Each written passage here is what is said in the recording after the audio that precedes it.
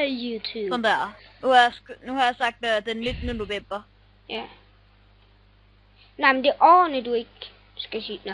Hej YouTube. Jeg viser, hvordan man opretter en Habbo-bruger, fordi jeg skal hjælpe en.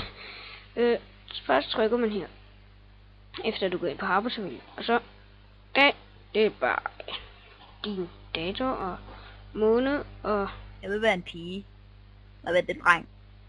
Og du skal være 13 år, så... Jeg siger bare 99. Og så dreng eller pige. Og så fortsæt.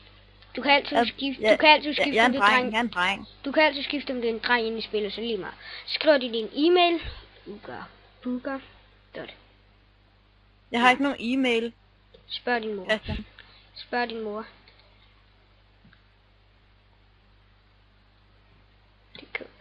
Og så skriver du den igen. Uga er fed. Det er ikke e-mail. Og så en adgangskode, den kan du selv bestemme.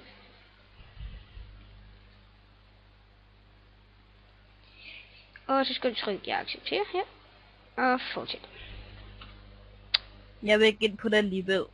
Hvorfor? Fordi sådan er det bare.